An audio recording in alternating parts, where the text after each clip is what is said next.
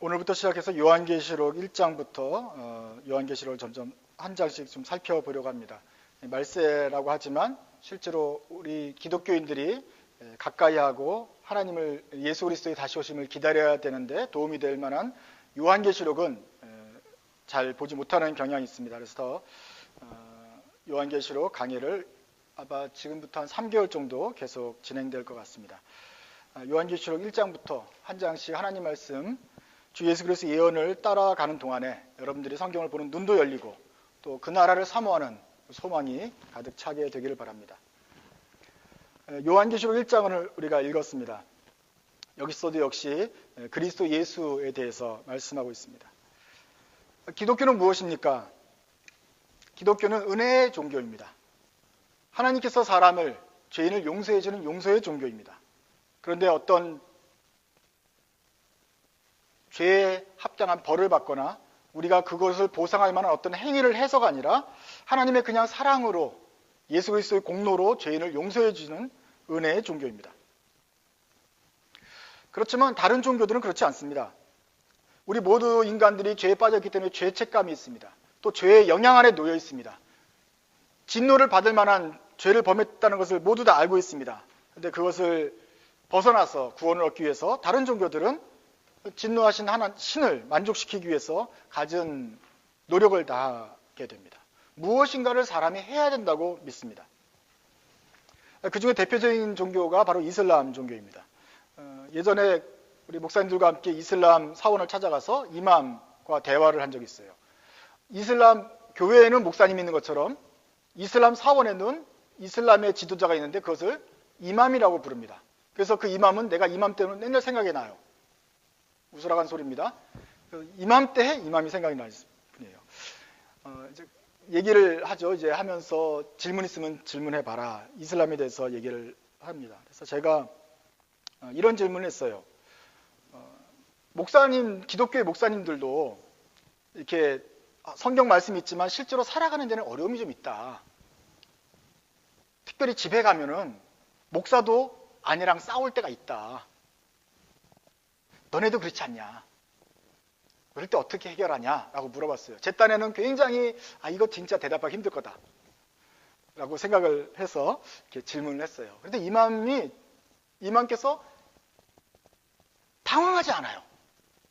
준비된 질문을 딱 내놔요. 우리는 안 싸웁니다. 싸울 필요가 없습니다. 이슬람은 하나님의 말씀, 쿠란을 믿는 종교인데 코란에서 하라는 대로 하면 천국 가고 하라는 대로 하지 않으면 벌받아 종교입니다. 그러니까 남자들은 코란에서 말하는 대로 나가서 돈을 벌어오고 열심히 일하고 가정을 다스리고 여자들은 코란에서 말한 대로 남편한테 순복해서 애 낳고 잘 기르고 가정을 다스리고 청소도 하고 요리도 하고 빨래도 하고 하면 되는 거지. 요즘 젊은 이슬람 중에 이 미국 문화에 빠져가지고 남편 말을 잘 안 듣는 사람이 있어서 참 문제긴 하지만 그냥 하라는 대로만 하면 아무 문제가 없고 싸울 수가 없다 라고 단번에 이렇게 말을 하는 거예요. 저는 그전까지는 예수님이 은혜를 받았고 예수 그리스도의 용서가 얼마나 좋은지를 알고 있었지만 사실은 제가 예수 그리스도 기독교의 그 은혜의 종교라는 것을 명확하게 본 순간이 바로 그 순간이었습니다. 이슬람은 저렇게 믿는 거구나. 그냥 성경 자기네가 믿는 경전에서 말하는 대로 하면 천국 가고 못하면 지옥 가는 거구나. 단순하고 아주 심플하지만 그 안에는 은혜가 없구나. 기독교도 성경이 있지만 우리는 성경을 믿지만 성경대로 율법대로 못한다고 우리는 알고 있잖아요. 모든 사람이 죄에 빠져서 할 능력이 없다고 믿잖아요. 그래서 우리는 누군가가 우리를 위해서 도와줘야 된다고 믿고 예수님이 우리를 대신해서 십자가를 못 박혔기 때문에 우리는 예수님 덕분에 우리는 구원을 얻었다. 나는 아무런 한 것이 없다라는 그래서 그게 은혜가 되는 것이죠. 그것이 기독교의 아름다움이구나. 우리만 가지고 있는 유일한 것이 바로 은혜구나 라는 것을 깨닫게 되었습니다. 우리가 성탄 이 즈음에 다시 한번 그리스도의 은혜를 생각하는 것입니다. 다른 종교나 다른 인간들의 어떤 종교와는 달리 우리는 우리 힘으로서는 구원받을 수가 없고, 내가 율법을 지키고 싶지만 율법을 지킬 수가 없고, 그래서 그리스도의 공로로 구원받는구나 라는 것을 다시 한번 기억합니다. 그래서 예수님께서 오신 것이 우리에게 의미가 있는 것이죠. 나의 한계를 인정하고 도와달라고, 예수님의 도우심으로 내가 구원받을 수 있다고 항복하는 것이 바로 은혜를 믿는 그리스도인들인 것입니다. 그래서 우리 모두는 구원자가 필요하다. 그렇지만 다른 종교들은 뭔가 자기가 죄값을 치르든지 고행을 하든지 수양을 하든지 명상을 하든지 뭔가 다른 어떤 선행을 하든지 해서 그 벌을 갚아야 되는 것이고, 우리는 일단 용서를 받은 다음에 그 은혜에 감사하여서 거룩한 삶과 깨끗한 삶을 살아가는, 고마움으로 살아가는 것이지요. 이슬람은 그렇게 확실하게 믿기 때문에, 그래서 그런지 제가 본 많은 종교 중에서도 가장 확실하게 율법을 지키려고 하는 종교입니다. 하루에 5번씩 기도를 해요. 우리는 날마다 순간마다 기도하죠. 그 사람들은 늘 순간마다 기도하는데도 하루에 5번씩 시간을 정해놓고 메카를 향하여 하던 걸 중단하고 카페트를 깔고 자기 나름대로 경배를, 절을 합니다. 절을 하고 코란을 암송하면서 자기에게 주신 율법을 기억을 해요. 그 뭐 하면 하다면 또 다시 또 2시간이 돼요. 또 여기 스피커를 통해서 뭐 알라 뭐 이런 소리가 들리면 그때 기도할 시간이에요. 또 기도해요. 뭐 할만하면 그 하루에 5번씩 기도한단 말이에요. 여러분 하루에 5번씩 하나님을 생각하십니까? 이슬람을 따라갈 종교가 없는 것 같아요. 모든 커뮤니티가 그 2억이 넘는, 그렇죠? 2억이 아니라 20억이 넘는 그 인류의 3분의 1이 시간만 되면 모든 걸 멈추고 절을 한단 말이에요. 이렇게 열심인 종교가 없어요. 그 사람들이 그 시간만 절하는 게 아닙니다. 이스탄불에 가서 이제 돈을 바꾸려고 갔는데 딱 요만한 가게가 있더라고요. 환전소인데 그 사람은 의자 하나 놓고 테이블 하나 놓고 그렇게 그 좁은 데서 일을 하고 있어요. 가서 보니까 돈 바꿔주고 그 다음에 자기가 계속 하던 책을 읽어요. 무슨 책이겠어요? 쿠란이에요. 알라가 가라사대 쿠란을 계속 읽어요.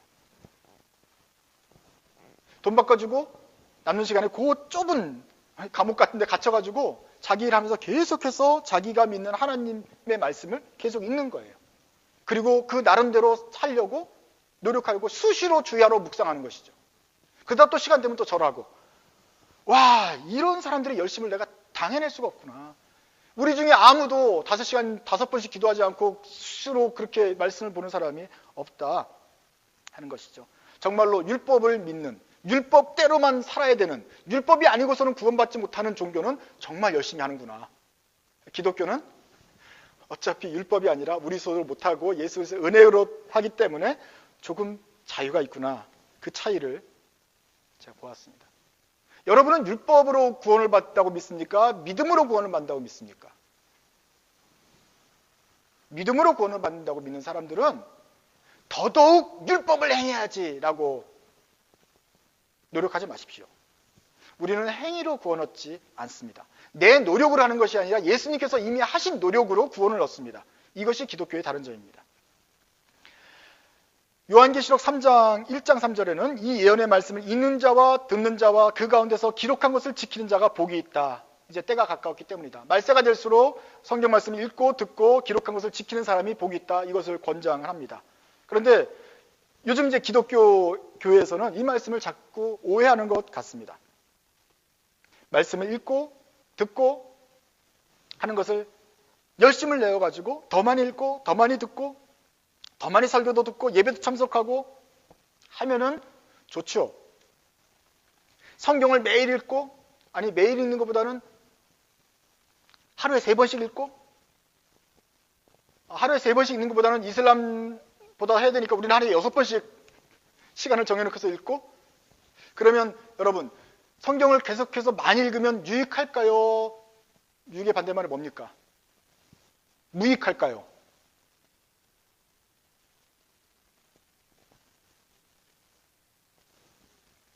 또 기독교니까 또 유익하다고 말을 해야 되는 상황이 지금 벌어지는 거죠. 유익을 하겠지 그러면? 네, 하겠죠. 설교를 일주일에 한 번 듣는 게 유익할까요? 매일매일 듣는 게 유익할까요? 오늘 성경 보니까 예언의 말씀이 있는 자와 듣는 자와 그 가운데 기록한 것을 시키는 자가 복이 있다니까 복을 계속 더 많이 받으면 좋죠. 말세일수록 더 많이 받아야 될 것 같아요. 우리 애들한테 유익한 것을 가르치면 어떻게 될까요? 모세야? 어렸을 때부터 이 사무엘 오늘 읽은 사무엘은 어렸을 때부터 하나님 말씀을 듣고 예수님도 성전에서 가르쳤는데 지금부터 성경 말씀을 네가 하루에 6번씩 읽어봐라. 그러면 유익하겠어요? 무익하겠어요? 너는 특별히 더 사랑하는 이름 자체가 또 특별하니까 읽을 뿐만 아니라 아예 다 외워라 그냥. 외워봐. 그게 더 유익하지 않겠어요? 설교를 일주일에 한 번씩 듣지 말고 인터넷도 다 있으니까 매일 밥 먹기 전에 1시간씩 들어. 유익하겠어요? 무익하겠어요?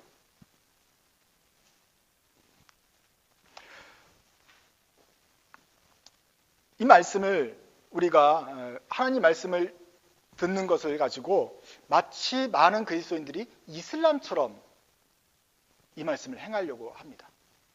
믿음을 더 가져야지. 어떻게 내 신앙생활이 복되고 풍성할까? 더 하지.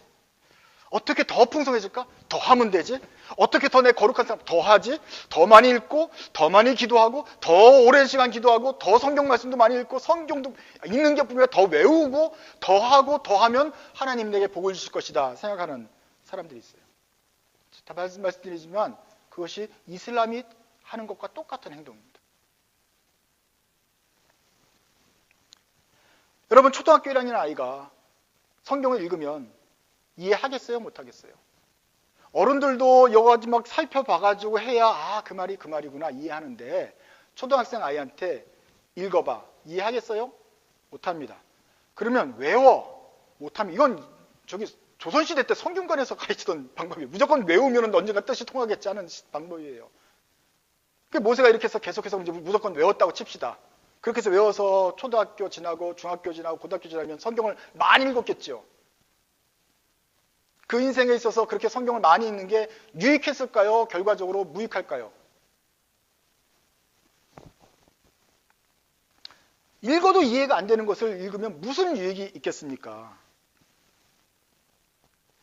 모세가 하루에 6번씩 기도하고 성경 보라 그러면 속으로 무슨 마음이 들겠어요? 지긋지긋한 숙제가 또 있구나. 계속 하지 않겠어요? 그래서 언제 그 모세가 그걸 그만둘까요? 지금 언제 그만두죠, 다들? 자유가 주어지고 집을 떠나는 순간, 대학을 가는 순간 그냥 다 기독교도 졸업을 하게 될 것입니다. 난 다 했다, 이제. 유익한 줄 알고 시작을 했지만, 보니까 결과적으로 무익하더라, 이 말입니다. 기독교는 은혜의 종교라고 말을 해놓고서는 우리는 아이들한테나 이슬람처럼 가르치고 있다는 말이죠. 그것도 이슬람처럼 확실하게도 안 하고 그냥 억지로 막 주인만 시키더라. 이것이죠.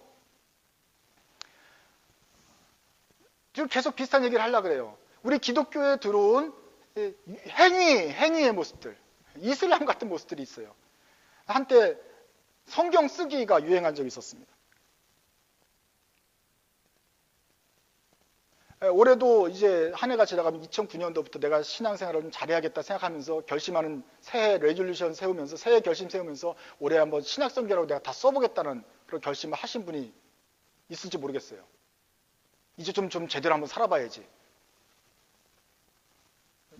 바라기는 그런 결심은 절대 안 했으면 좋겠다는 생각이 들어요. 하지 마라. 좀 생각을 좀 하고 좀 해보자 이 말이에요. 자, 목사님 많이 읽고 듣고 그러면 성경을 쓰면은 유익하겠어요? 못하겠어요? 나한테 물으면 난 유익하다고 말할 거예요. 그러나 잘 생각해보자 이거예요. 성경이 한 페이지입니까? 1118장이에요. 이렇게 두꺼운 거 아니에요. 쓰기 시작하는 순간부터 일단 하기로 했으니 어떻게 끝내야 되잖아요. 한번 써보세요. 여러분 한 장이라도 한번 베껴보세요. 끝날 때는 팔이 아파요. 팔이 아프다고요. 그리고 했던 말을 또 하고 무슨 누가 죽고 계속 쓸데없는 말이 계속 나오면서 계속 베껴 쓰기 시작해야 되는데 했기 때문에 또 끝내야 되는 거예요. 처음에는 은혜스러워요. 저도 가끔 설교 준비할 때 묵상할 때 더 묵상을 깊게 해서 베껴 쓰기도 합니다. 그러면 은혜가 더 될 때도 있어요. 성경 말씀을 더 기억하기 좋을 때도 있어요. 그러나 여러분들이 성경을 다 한번 베껴 써야지 결심하는 순간 어떻게 되냐면 보세요. 써요. 은혜스러워요. 좋아요. 기뻐요. 근데 점점 팔이 아프니까 은혜스러운데 왜 팔이 아프고 불평이 나올까? 왜 이거 안 끝나지? 언제 끝나나? 인간은 모든 그것이 나오게 그렇게 될 수밖에 없어요. 그래서 1장, 2장, 3장 하는데 결국 숙제가 돼요. 언제 끝나나? 언제 끝나나? 하면서 욕이 나와요. 왜 이렇게 길어 이거? 으이씨, 내가 왜 시작했을까? 때려칠 수도 없고 때려치는 사람이 많고요. 이러다가 그렇게 그냥 끝내버려요. 끝내도 의무감으로 끝내지 은혜롭게 무슨 그게 끝내는 게 아니에요. 그래서 그것이 영혼에 도움이 됩니까? 도움이 되지 않고 그냥 끝냈다면 되는 거예요. 그 과정은 좋습니까? 나중엔 팔이 아파요. 하나님의 은혜로 구원을 얻은 사람들이 그 생각 없이 그냥 또 다른 행위를 한다는 것이죠. 한 장 정도, 뭐 조그만 정도 베껴 적으면서 하나님 말씀을 묵상한다는 좋지만 성경을 전체를 베껴 써보자. 이런 결심은 우리에게 유익하지 않다. 하나님이 시키지도 않았는데 그 시키지도 않은 일을 하면서 중간에 막 불평을 하는 거예요. 하나님 왜 이게 길어요? 이런 이야기도 들었습니다. 애들이 집에서 말을 안 들으니까 벌로 야 너 저기 골로새서 너 오늘 한 번 다 베꼈어. 그러면서 좀 반성해. 너 큰 벌이니까 너는 이제 레위기를 다 베꼈어 봐라. 진짜 창세기 베끼는 얼마나 큰 죄를 진 거예요? 성경이 무슨 벌 주는 회초리입니까? 그럼 걔가 베꼈으면서 무슨 생각이나 하나님을 사랑하겠어요? 아니면 왜 이렇게 길어? 그러고서 늘 그냥 성경만 보면 벌 주는 책, 베꼈어야 되는 팔 아픈 책이 되겠지 않겠어요? 유익하겠어요? 무익하겠어요? 하나님의 예언을 말씀을 읽고 듣고 지키는 것을 복되다 나가는데 그 복은 우리가 자꾸 성경을 갖다 율법적으로 많이 하고 횟수를 들리고 기도를 길게 하고 오래 하고 성경을 읽고 암송까지 하고 그렇게 강도를 높이는 거에 있지 않습니다. 우리는 처음에 좋은 뜻으로 시작했겠지요. 그러나 좋은 뜻으로 시작했다가 결국 그것은 나쁜 결과를 맺게 됩니다. 믿음으로 시작했지만 육체로 마치게 될 수가 있는 것입니다. 그래서 제가 권하는 것은 이것입니다. 88년도부터 이제 학생들하고 같이 성경 공부하고 가르치보고 이렇게 하면서 오랜 기간 동안 하면서 제가 본 것은 초등학생들에게는 읽으라고만 그러면 안 되겠구나. 초등학교 어린 시절에는 읽어도 이해가 안 되는구나. 우리도 안 되니까. 애들한테는 우리가 설명을 해주고 이야기를 들려줘야겠구나. 그것이 부모의 책임입니다. 부모가 자기가 소화해서 그 이야기를 잘 때든지 모세 이야기와 파라오 이야기를 쭉 설명해서 들려주는 것이 부모의 책임이구나. 아이한테는 성경 이야기를 통해서 성경 이야기를 쭉 들려줄 책임이 부모에게 있구나. 중고등학교에 가면 여러 가지 질문이 생기고 의문이 생길 때 그때 부모가 준비된 대답을 교리든지 성경의 지식이든지 준비된 걸 가지고 대답을 해주고 또 학교나 기독교 학교에서 자기가 책을 읽으면서 그 진리를 추구해가는 그런 과정들이 있어야겠구나. 대학생이 된 다음에 그때쯤 성경이 보면 그 다음에 국어도 배웠고 영어도 배웠기 때문에 이제 스스로 연구할 수 있는 성경을 봐도 볼 수 있는 눈이 좀 생기는 거구나 하는 거예요. 괜히 초중고등학교 때 막 율법적인 열심을 많이 내서 열심히 봉사하면 잘 되는 것처럼 보이는 애들이 결국 지겨움증이 생겨가지고 대학 가면 기독교를 졸업을 하더라고요. 그런 경우를 많이 봤습니다. 정말 근데 길게 신앙생활을 오래 잘하는 사람들은 주로 20대 때 깨어서 성경을 읽는 사람들이라고요. 그 젊은 시절에 딴짓 하지 않고 그때 하나님 말씀 발견한 사람들은 굉장히 오래 가더라고요. 근데 초등학교 때부터 막 암송을 막 지겹게 시키면 애들이 졸업을 해버립니다. 부모님이 가르쳐 주셔야 되죠. 부모님의 책임을 버리지 말고 읽어 그러지 말고 여러분들이 읽어주세요. 이것이 우리의 부모의 책임입니다. 성경 많이 읽고 많이 읽게 하고 예배 많이 드리게 함으로써 이 신앙이 자라는 것이 아닙니다. 이슬람의 방식이죠. 행위로 믿음을 찾으려는 것이죠. 우리가 은혜의 종교인 기독교를 믿는다면 우리 부모님이 은혜를 들려주어야 합니다. 도대체 이 마지막 때 우리는 어떻게 말씀을 읽고 듣고 지키면서 살아가서 하나님께서 원하시는 복된 삶을 살 수 있을까? 어떤 자세로 이 말세를 살아가야 할까 말씀을 좀 들어보길 원합니다. 우리가 봐야 될 것은 바로 예수 그리스도입니다. 7절입니다. 같이 읽으시죠. 7절 시작. 볼지어다 그가 구름을 타고 오시리라. 각 사람이 눈이 그를 보겠고 그를 찌른 자들도 볼 것이요 땅에 있는 모든 족속이 그로 말미암아 애곡하리니 그러하리라. 아멘.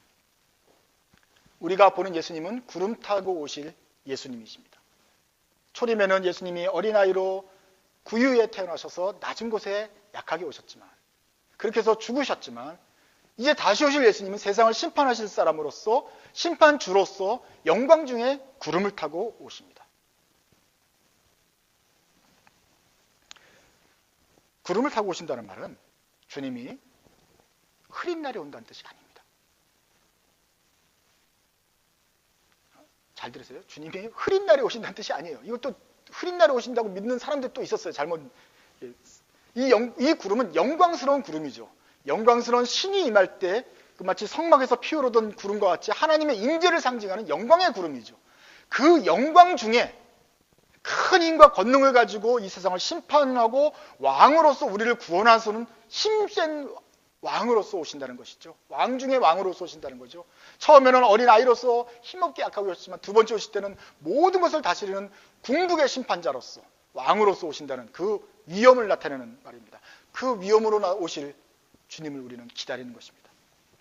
볼지어다 그가 주님을 타고 오시리라. 바로 그 주님, 오실 주님을 우리가 보게 될 그날을 기다립니다.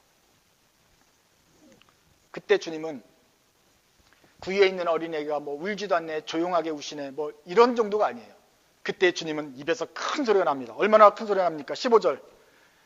그의 발은 풀무불에 단련한 빛난 주석 같고 강하죠. 그의 음성은 많은 물소리와 같다. 이게 맑은 물소리가 아닙니다. 청하고 클린한 물소리가 아니에요. 많은 물소리예요. 어떤 물소리입니까? 스노커밀 폭포 같은, 그것도 3월 달에 눈 녹은 물이 쏟아지는 나이아가라 폭포 같은, 이과수 폭포 같은 큰 물이 쏟아지는 폭포수와 같은 그런 엄청난 목소리가 입에서 나오세요. 시끄럽다는 소리가 아니고 권세와 위엄이 있는 큰 소리로 세상을 심판하시고 다스리신다는 소리죠. 그의 오른손에 무엇이 주어있는지 중요합니다. 무엇을 가지고 오십니까? 그의 오른손에는 같이 있습니다. 시작. 그의 오른손에 7별이 있고 그의 입에서 좌우에 날선 검이 나온다. 입에서 검이 나와요. 검이 쫙 나오는, 입에서 칼이 나오면 무슨 만화 영화 같은 느낌이 들지만 그렇게 생각하면 안 되고, 무슨 뜻입니까? 입에서 위엄이 나온다는 것이죠. 칼로 장군이 하는 것처럼 악한 마귀를 심판하는 그런 권세가 있는 거예요. 하나님이 입으로, 말씀으로 세상을 창조한 것처럼 예수님이 직접 싸우지 않아도 말씀으로 사탄을 제압을 하실 수 있는 능력이 이제 생기십니다. 다 보면 좋겠지만 중간에 18절 가시면 나는 처음이요 마지막이니 18절 읽습니다. 시작. 곧 살아있는 자라 내가 전에 죽었었노라. 이제 세세토록 살아있어 사망과 음부의 열쇠를 가졌다. 그렇게 많은 물소리를 내시고 입에서 날선 검으로 심판하시고 단련한 주석 같고 눈엔 불꽃 같고 양털 같고 그런 분이 손에는 무엇을 들고 있느냐? 사망과 음부의 열쇠를 가지고 계시다. 안 보이시는 좀 큰 거는 열쇠를 가지고 계시다. 이 열쇠는 무슨 열쇠예요? 어디 문을 여는 열쇠입니까? 지옥 문을 여는 열쇠죠. 죽음의 문을 여는 열쇠죠. 들어가려고 열까요? 나오려고 열까요? 죽으려고 들어가는 거예요? 아니면 거기서 비상탈출하는 열쇠예요? 예수님이 나는 전에 죽었었노라. 그러나 이제는 세세토록 살아나왔다. 이게 지금 예수님이 부활하신 거예요. 예수님은 하나님이셨기 때문에 인간이셔서 우리 모든 죄를 지고 죽으셨다가 하나님이셨기 때문에 무덤을 뚫고 살아나셨어요. 그때 살아나셨다는 것을 우리는 열쇠로 비유를 표현하는 것입니다. 죽으려고 들어가려고 쓰는 열쇠가 아니라 죽었어도 무덤문을 열고 나오는 열쇠가 주님의 손에 들어있다. 그러니까 예수님은 언제든지 죽어도 다시 무덤을 뚫고 나올 수가 있어요. 그러니 이젠 죽음이 예수님을 덮지를 못해요. 예수님은 무덤을 정복하셨어요. 열쇠가 손에 있다는 말이에요. 그렇기 때문에 예수님을 믿는 모든 그리스도의 사람들은 예수님과 함께 그 열쇠를 따고 밖으로 나올 수가 있는 거예요. 그래서 죽음과 죄와 사망으로부터 자유로움을 얻을 수가 있는 거예요. 이것이 바로 우리 주님이십니다. 이 주님이 열쇠를 가지고 많은 물소리와 그 위험 있는 음성과 함께 구름을 타고 우리를 위하여 오실 것이다. 지금은 예수 믿는 사람들이 시원치 않아요. 그냥 우리도 똑같이 그냥 고생해요. 우리도 죽음 당해요. 그러나 그리스도 안에 있는 사람들이 죽어도 그 열쇠를 가지고 열어서 다 해방을 시키실 것이며 죽음을 보지 않은 사람들은 다 주와 함께 그 영광을 맛보게 될 것입니다. 그래서 이 말이 18절에 이 뜻입니다. 내가 곧 살아있단 말이죠. 예수님은 어린 양이어서 결국은 죽을 인간으로 오신 것이 아니라 우리가 다시 만날 예수님은 살아있는 예수입니다. 살아있는 주다. 옛날에는 죽었었지만 이제는 살아있고 손에 열쇠를, 죽음을 이기는 열쇠를 가지고 있는 생명의 주님이시다. 우리가 기다리는 사람, 구름 타고 오실 그분은 바로 그런 분입니다. 마지막 때의 종말의 때 우리가 바라는 주님은 세상을 심판한 궁극적인 왕, 모든 것을 정리할 그런 임금님이 기다리고 있는 것입니다.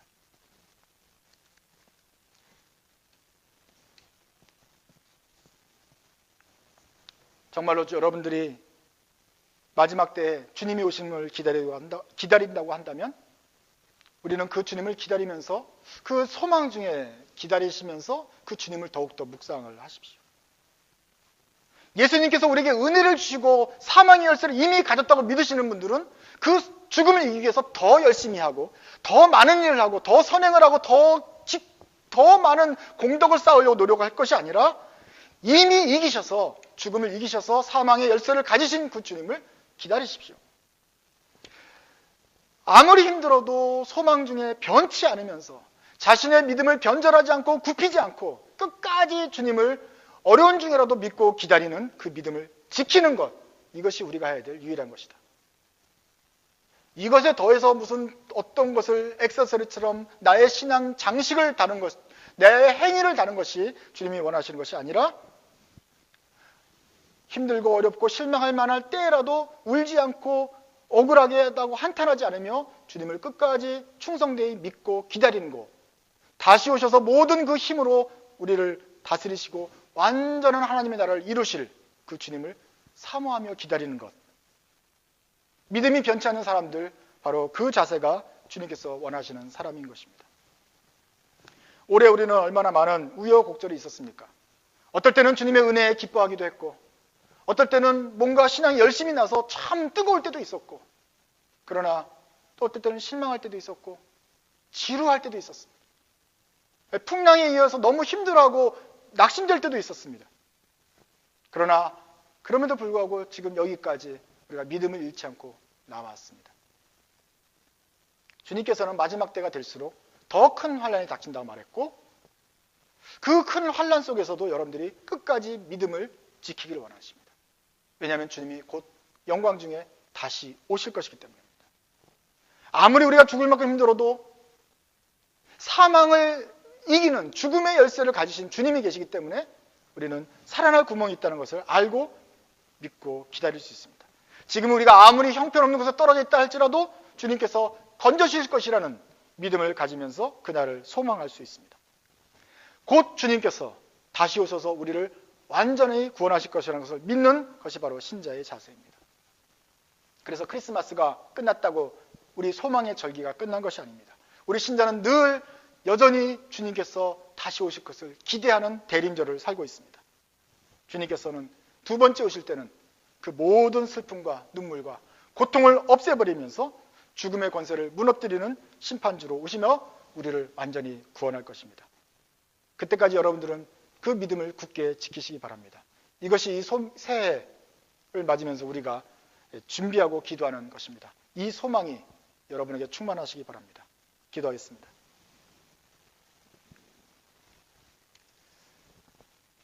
입에서 좌우의 날성검이 나오고 음성이 많은 물소리와 같고 눈이 불꽃 같으신 주님, 영광 중에 오실 그 주님을 사모하며 기다립니다. 사모하는 주님, 저희가 이제는 마음으로 정성으로 우리의 생명을 다하여 주님을 사랑하지만 더더욱 바라는 것은 우리 눈으로 직접 다시 오실 주님을 뵙는 것입니다. 저희들이 이 땅에 있으면서 얼마나 힘들게 인내하며 주님 오실 것을 기다리는지 주님 아시지 않습니까? 저희가 흔들리기 전에, 저희가 낙심하기 전에 주여 어서 오시옵소서. 설사 주님이 조금 늦게 올지라 할지라도 우리에게 은혜를 주셔서 예수 그리스도를 믿는 그 소망으로 우리의 믿음 굳게 붙드는 2019년도 새해가 되도록 도와주옵소서. 주님 우리를 도우셔서 이 마지막 때에 그 말씀을 읽고 듣고 기록한 것을 지키는, 믿음으로 지키고 소망 가운데 지키는 저희들 되게 하여 주옵소서. 그래서 주님 오실 때 참으로 승리하는 모습으로 주님 만날 수 있도록 굳게 붙들어 주시옵소서. 예수님의 이름으로 기도드립니다.